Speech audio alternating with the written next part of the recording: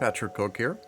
So thanks for joining me in another session of our Mandelbulb 3D Gotcha series.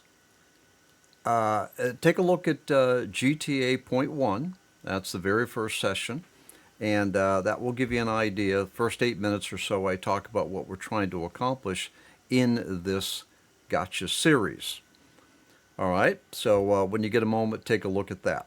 Now, let's move into an area that is confusing for a lot of Mandelbulb users, especially people that are just first starting out. Now, I'm calling this gotcha the Mandelbulb Zoom Conundrum. And the reason I say that is because this zoom capability is, at first it's confusing if you don't really understand what it's trying to do. Now, let me give you the lay of the land here. So we have a Mandelbulb application. This is exactly how it starts up. So let's do this. Let's start the navigator. Get that navigator going. Let's arrange our windows a little bit better. Okay. Now, when I use the navigator to navigate through the scene, all right, I'm just going to walk in. You'll notice here that the navigator does a pretty good job in not colliding with the Mandelbulb itself. All right, so the Mandelbulb it's actually a bulb. I mean, it's a three-dimensional thing. And here's your camera. You know, you only have one camera. You are the camera. Okay. All right. So your camera is moving in on this bulb. All right.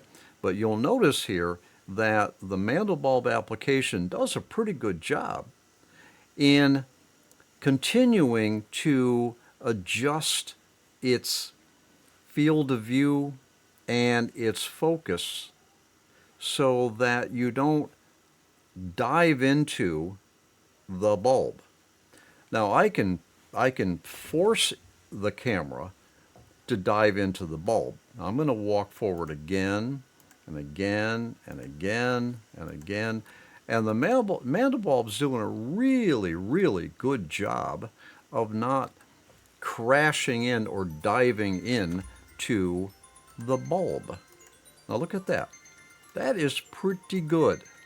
I'm walking forward. Every time I'm walking forward here, I'm getting closer and closer and closer to that bulb. But all these walks forward, I should be in the middle of this thing by now. Okay?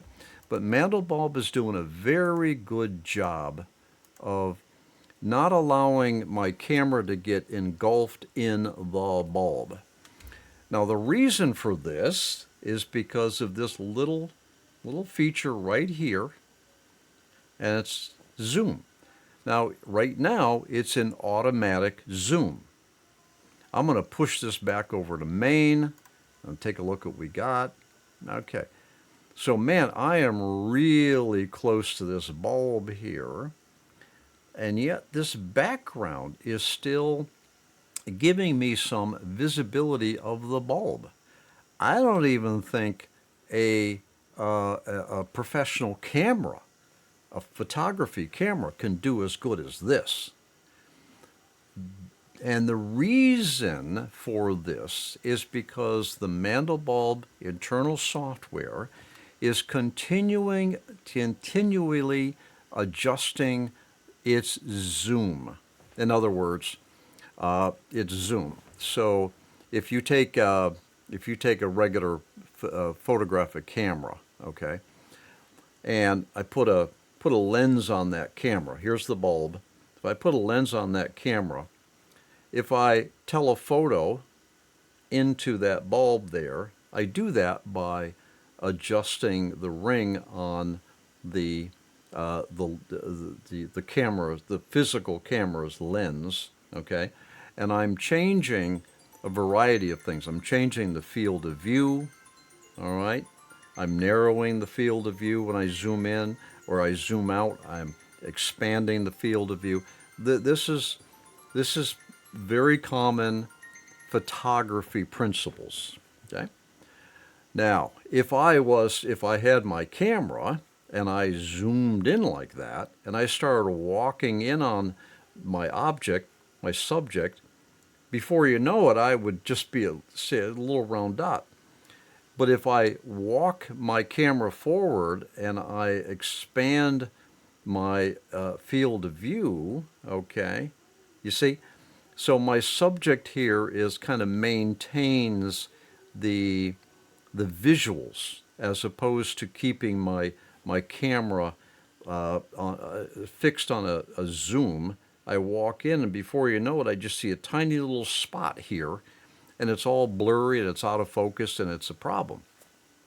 But if I walk my camera, my physical camera forward and I adjust my lens, you see, I can take more in and I can get closer to my subject.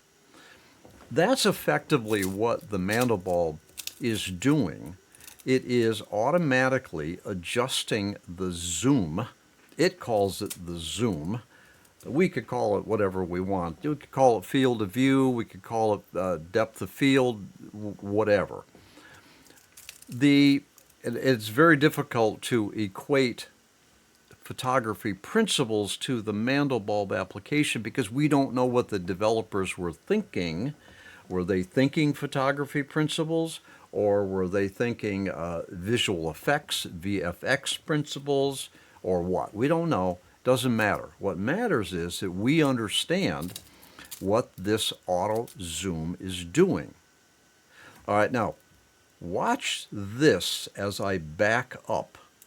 Okay, watch that zoom. I got a 1.738E5. All right. I'm just going to back up. Okay, I got a 1.8. All right, I backed up. 2.5, 2.6, 2.26. Okay, you get the point. All right. There we go.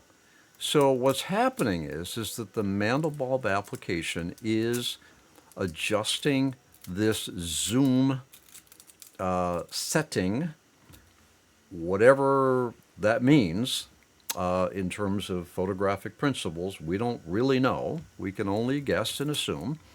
But the Mandelbulb is doing a very good job for us in maintaining some sort of a decent view of, in this case, a bulb, or I could have a very complex scene, multiple formulas, very complex. All right, and here's what that does for us. Here's what that auto zoom does for us. It allows us to be able to move through a Mandelbulb scene without, or I should say, with less colliding with the objects and clipping. Clipping is where you've got your camera here and you've only got, half of the Mandelbulb because the software couldn't render any image that close to the camera. The auto zoom keeps us from diving into the bulbs or the scene and keeps us from clipping. All right, where a part of the bulb just simply doesn't render. It just clipped off. Okay, so the auto zoom is quite important. Now, the reason why this topic is in the Gotcha series is because it is confusing to users, creators, who are not aware of what that there is auto zooming occurring and what it's doing. And so now you're over here. Let's just say that you don't know anything about that zoom. You don't even know what that number means. And you're in here, you're messing around, you're moving around, okay? you're doing your thing. All right. And in this particular case, we're in pretty good shape. That auto zoom is not allowing us to clip. But now we're getting so close to that Mandelbulb, that we are going to be in Clip City here any moment. Wow, that auto zoom is really doing a good job. Look at that. I'm inside the fractal now. If I push that back to main, I'm inside, and I am so inside that the Mandelbulb is just giving me garbage on the screen. Okay.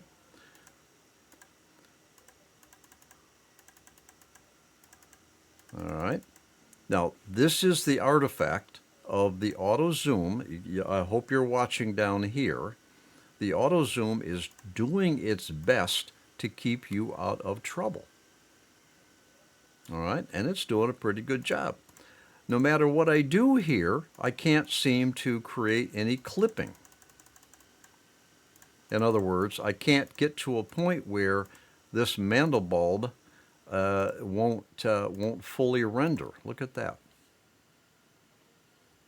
That's incredible zoom movement, where I can't come in on this Mandelbulb so close that all I see is a tiny little spot of it. Okay. All right. You can imagine the creative capabilities that you have with this. The auto zoom keeps you out of trouble. All right. Now let's do this. Let's do this. I'm going to restart the Mandelbulb. All right, there is my default bulb. I'm going to come over here, and as you probably already know, I need to set that to idle so that when the Mandelbulb renders, it doesn't steal CPU cycles away from my capture and make me all stuttery. Yeah, you know how that. So let's get the navigator back up. Okay, come on. All right, there we go. Now, I am going to turn this zoom off. I'm going to show you why that zoom is pretty handy, and why it is confusing, and why it is in the Gotcha series. All right, I'm going to open up this little panel right here, and down in here, fixed zoom and steps, or I could press the F6 key. I'm going to turn that on. Now what I've done here is I have disabled the auto zoom, and now I am in complete control of the zoom. So as I did before, let's walk in. Wow, there's my clipping. All right. So I turned off the auto zoom. I made the zoom manual under my control. That's what these up and down arrows are all about. I get to control the zoom. And as you can see here, I immediately, on my first walk, I immediately slammed into the bulb. My camera is so close that half of that bulb cannot render because it's just too close. It's inside the camera. All right, because I turned off the auto zoom. Now, I can come over here and I can control the zoom like that. All right, I can up and down here. It's okay, look at that. But you see here that my manual control of this zoom is not anywhere near close to what the software code was able to do. I can't seem to get myself out of this clipped mode here, no matter what I do. All right. So, but you can see the effect of the zoom.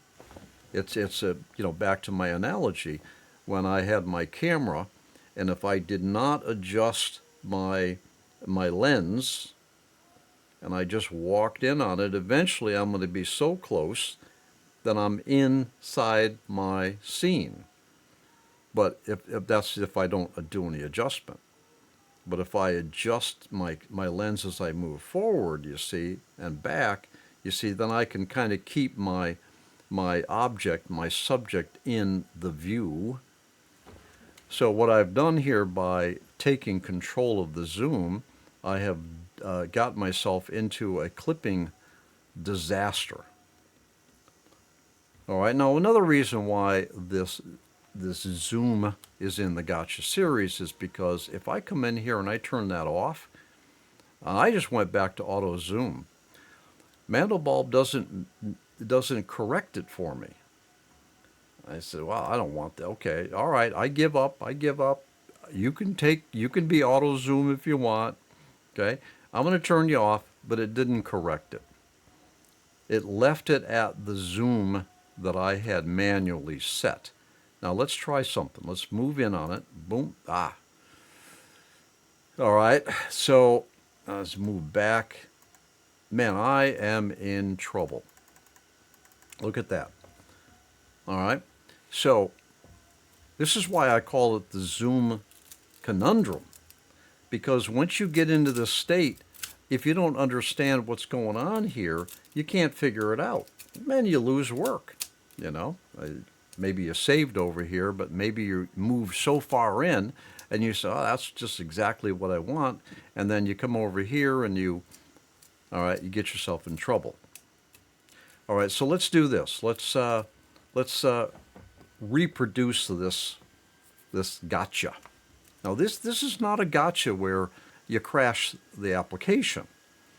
This is not a gotcha where you have a certain mouse strokes and all of a sudden something's weird. This is a situation where you didn't understand the functionality of the application, and you got yourself in trouble. You got yourself basically all this orange here. I'm inside the fractal, and I don't know how to get out. Okay? So let's do this. Let's pull that main back over to the navigator. We're going to start all over again. All right. The zoom here is auto. The manual's turned off. Look at that. I got a zoom of 1. Let me walk in on it. Okay.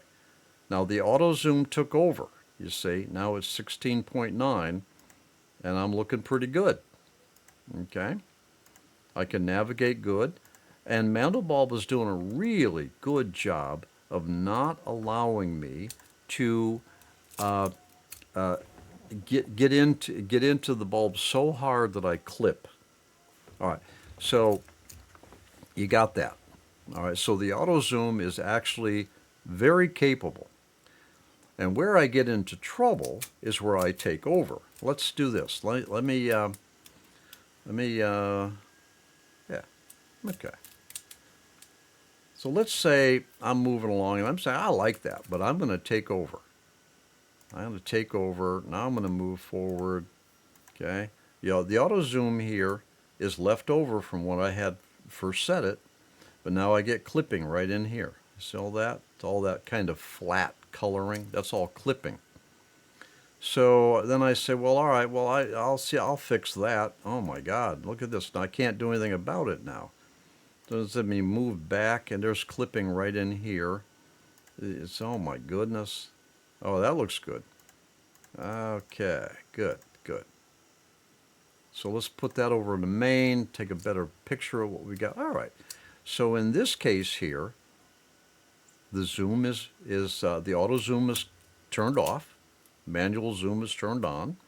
I'm in control here, and I managed to get that pretty good scene. Now I'm going to walk forward a little bit. Good. Oh, there's my clipping. All that orangey stuff there. I could come over here, and I could play with that. You can see where, once you get yourself into a manual zoom situation, you can see why why people get confused. That auto zoom did such a good job, I can't even compete with it. Okay? So the gotcha is this. When you take control of the zoom, it's up to you to figure it out. I don't think you want clipping. Let's push that back over to main. All right, so here's the clipping right in there. See it? That doesn't look good. It's a flat color. It don't look good. You don't have any depth. There's no color. It's flat. And what that is a part of the, oh, let's say the bulb here, and you got a little bit of extrusion of the bulb. What it is that part of the bulb is cut off. All right? It has no depth, it has no color, it has no rendering. It's just dead done. Okay. Now, where does manual zoom come in handy? If you are an advanced Mandelbulb creator, the zoom can actually be extremely valuable to you. I'm going to stop Mandelbulb. I'm going to start it all over again. All right, get my base going here. Get over here and internal. Go to idle so I don't have the jittering in my video capture. All right, let's get the navigator back up here. All right, so we're squared away again. Now, here's where the zoom, the manual zoom, can really come in handy. If you're an advanced user, you can actually take control of the zoom and do some very powerful stuff with it. Let me see if I can demonstrate that. So I have my standard bulb. I just pulled it over, all right?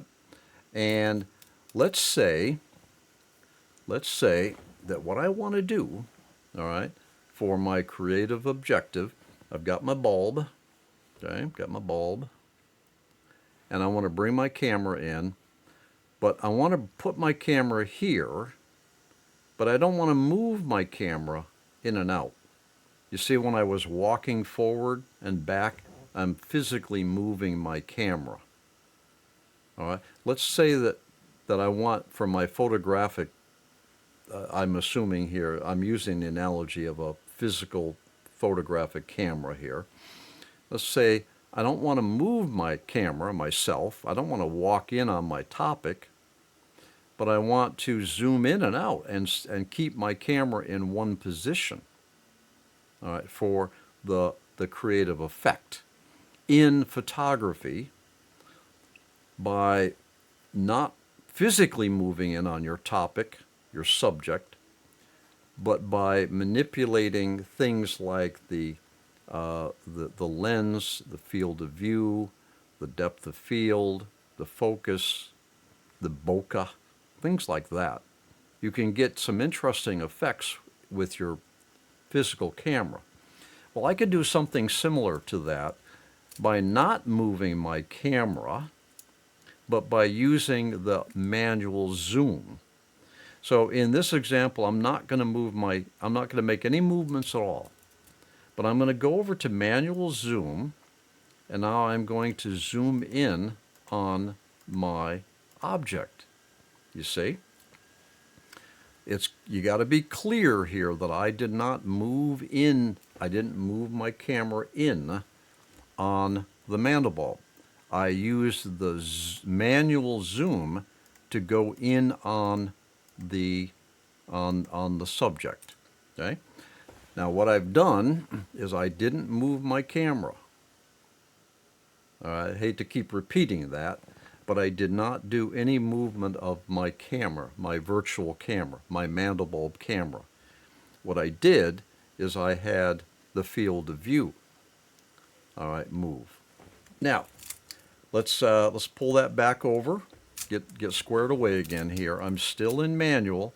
Just because you pull it over does not put it back in automatic zoom. Okay? Now, what I want to do this time is I want to increase my field of view to 5,000, okay? No effect here. You know what the field of view is, right? All right? I'm sorry, the far plane. You know what the far plane is. All right? The far plane determines at what point the Mandelbulb will stop rendering the background, the depth of the render relative to you, the camera. So I've just set my far plane way out. I'm in manual zoom mode. Now I'm going to zoom in. Now that last time I was showing you the zoom in, you'll note here that eventually part of this bulb started to disintegrate or disappear.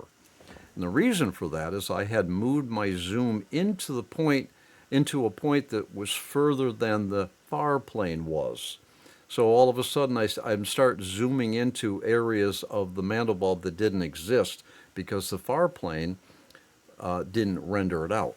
But I just set that far plane very high. All right, and now I'm not moving, but I'm zooming in. And look how seriously close I can get to that Mandelbulb object. Look at that. Let's get that over to see what we got. All right.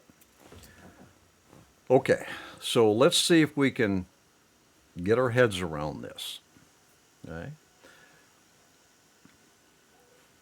The reason that this topic is in the Gotcha series is because the auto zoom does such a good job of keeping you out of trouble when you move your camera through the scene. Fantastic. Minimum clipping, auto zoom will keep you out of trouble. Auto zoom can get you into trouble too because it's doing things that you don't really understand. All right? Especially if you don't understand what that auto zoom is or that it even exists.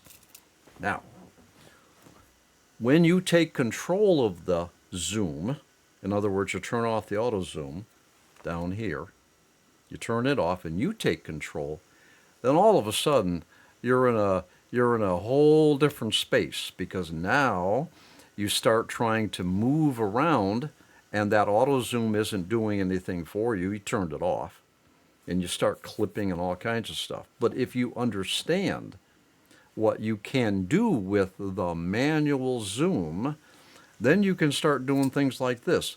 You don't move your camera, you move your zoom point.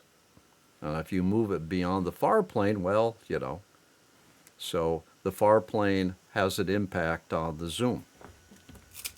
So the reason that this topic is in the Gotcha series is because it can be so confusing that a Mandelbulb user, a creator, will run into this and say, oh, I don't know, have no idea what's going on.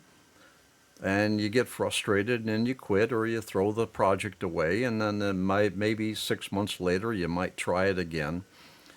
One of the reasons that the Mandelbulb, I believe, the Mandelbulb3D fractal generator has been hurt in terms of its popularity is because of things like this, which are actually pretty good. The auto zoom was actually pretty good.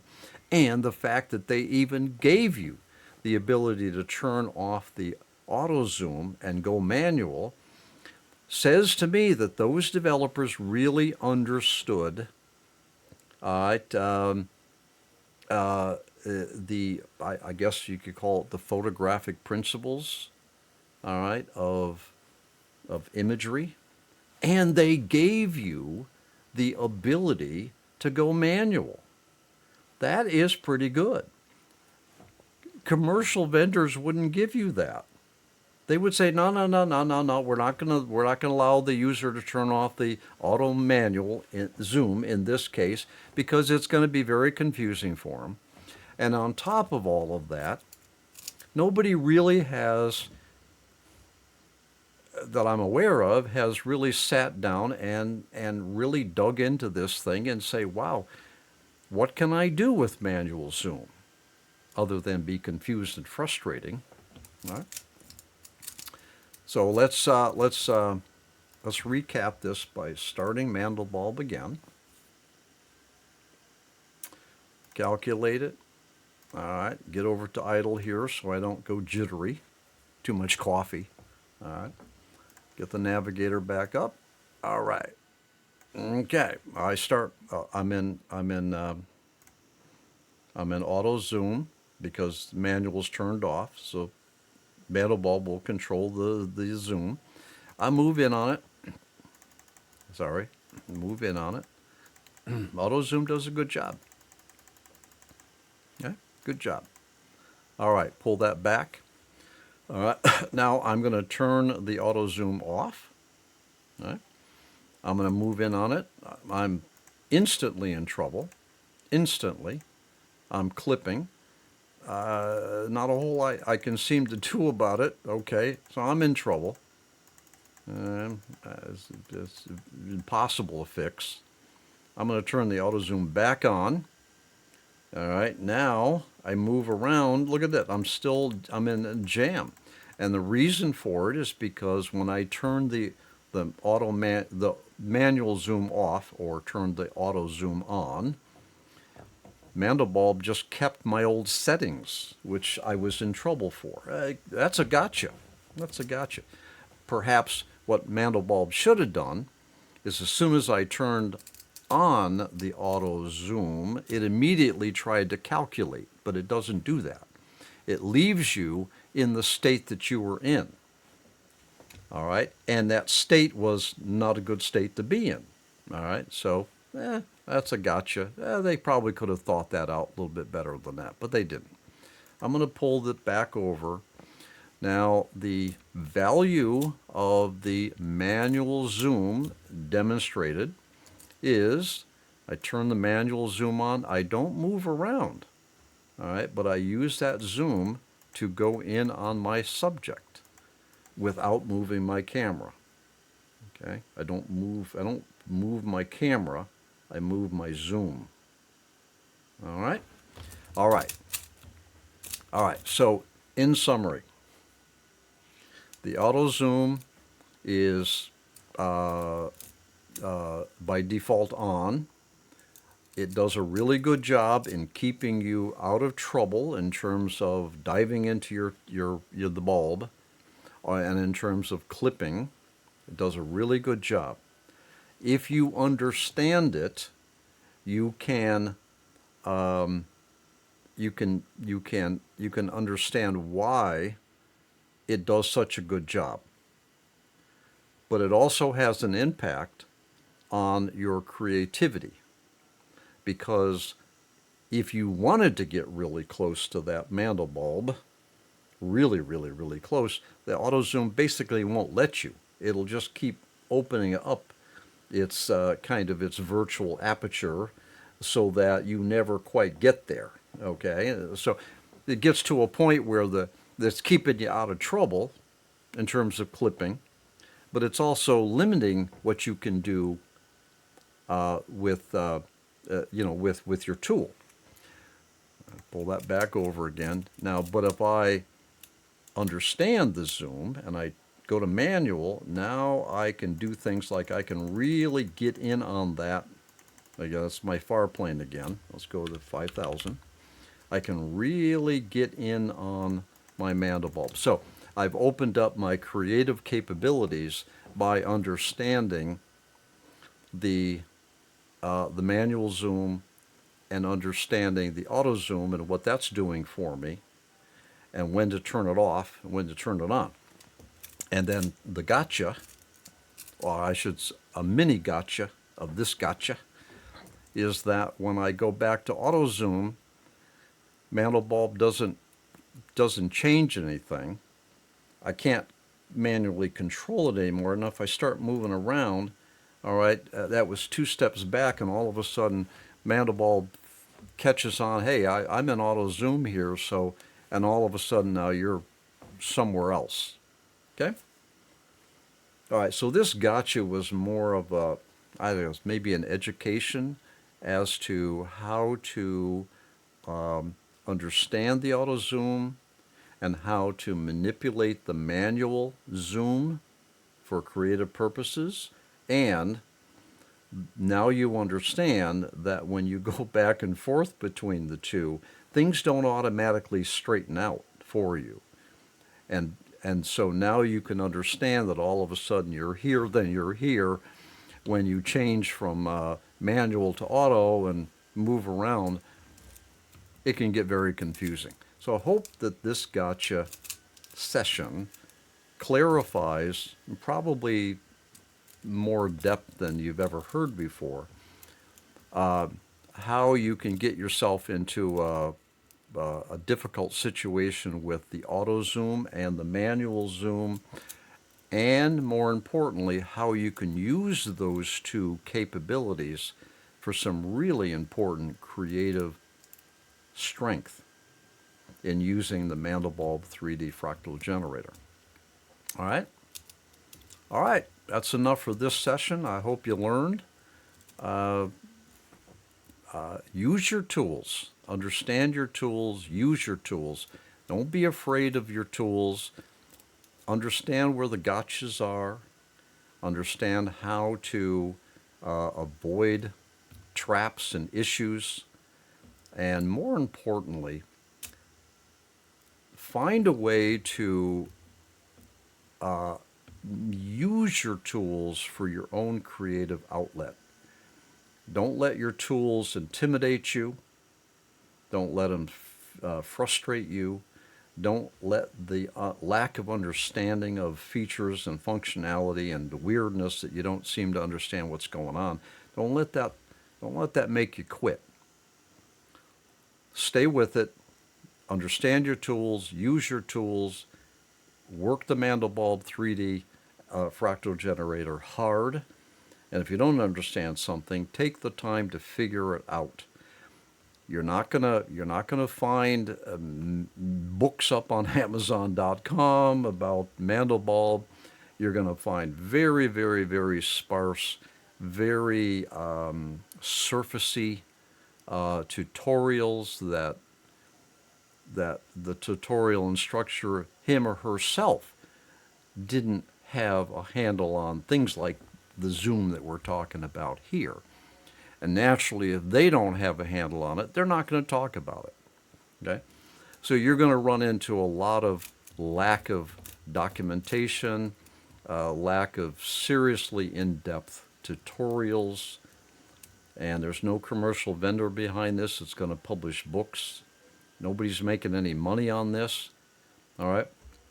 But you can create some absolutely magnificent stuff that very few other people can with this fractal generator, and you can understand it better because you're willing to dive in and figure it out and not quit when you get frustrated or when it crashes or when you don't understand the weirdness of this auto zoom and this manual zoom. Okay, so enough for this session. Thanks for joining me. I'll see you in another gotcha, and we'll keep talking about this fun stuff. I'll see you there.